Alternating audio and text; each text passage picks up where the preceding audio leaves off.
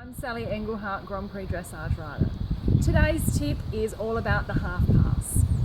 So with your half pass, you want to look for something that is elegant and flowing and rhythmic. So you want to make sure, firstly, that your horse has correct power and balance. Make sure the horse is in front of the leg and listening to the aids and sharp and obedient. Make sure that the balance is there and that you are centered and stay with the horse's center of gravity, and don't get left behind, don't get rocked forward. Not even a few millimeters. You've got to be precise. As the movements get harder, you need all those foundations there. And if the foundations aren't there, then you're not going to be able to pull the movements off. The horse, for half, the horse might go sideways at an angle, but it's going to be unspectacular. So make sure that you've got the power, you've got the balance, so your posture's correct, your core is working, and your body is with the horse's centre of gravity. Now with the half pass, the most important thing is to set it up well. So you want to make sure that the horse is into that outside rein. You want to make sure that it's bent around, soft around the inside leg, that the horse's inside hind leg is really engaged, and that it's listening, ready to make the transition. You want to make sure that whatever pace you're in, if you're in trot or if you're in canter, the consistency stays there. The length of the horse will shorten as you collect it just that little bit more, but the tempo will stay the same. So as you're coming into the half pass, don't forget to use your corner. You can use the corner to ensure the hind leg's engaged. You can use the corner to give a little half halt to double check the horse is listening. You can use the corner for the bend that you need. Keep that bend as you come out of the corner. Often the half passes start at F or K or M or H, and they're near the corner. So keep the bend that you gain out of the corner as you go into your half pass. In the half pass, make sure that the angle is correct. The shoulders should be ever so slightly leading. You don't want the quarters to lead. And if you think that's an issue for you, you can get someone to film you, and you'll be able to have a look from the footage.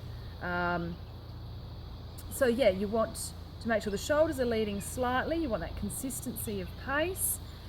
Make sure that it's purposeful. It's collected trot, but it's still carrying. It's still got power. Make sure that the horse's bend stays consistent, because often horses will get 3 or 4 steps into the half pass and say, it's all a bit too hard. I'm not going to keep going, and they'll either back off, or they'll straighten, or they'll bend more, or they'll put their quarters in more. Or they'll start to straighten their pole and their neck. So you want to make sure all of those things stay consistent, and on the line that you've chosen. If you're taking the line from K to M, for example, or F to H, you visualize that line down the arena and make sure that the horse's front legs stay on that line. And you always want to hit half a metre before your letter, so that by the time you've straightened up, your body will be level with the letter, and that's the end of your movement. You want to avoid.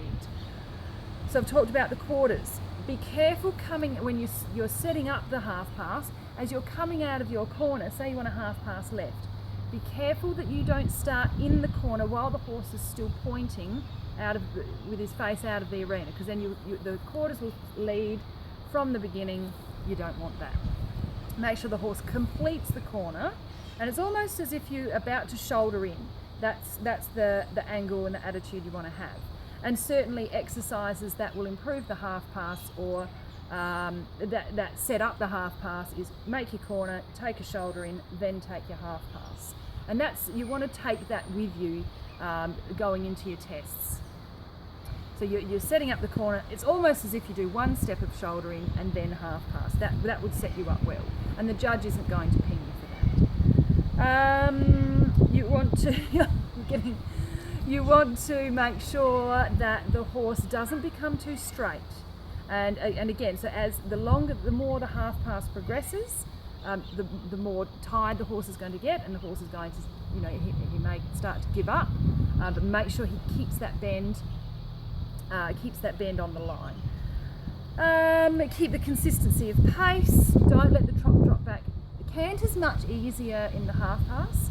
Half pass was made for a cantering horse, so that won't be such an issue. And then you get that moment, and you can use that moment of suspension, so to help keep everything flowing. And then for the transition out of your half pass, make sure that you don't get the wobbles. You don't want any of that. You want to hit your long side. You want to stay on the long side, and the consistency of contact as the horse straightens up. The consistency of contact will ensure that your transition is a quality one. And then the first steps out of half pass will be, keep the power, keep that energy happening. So that's information should help you improve your half pass and make sure that you have a successful one.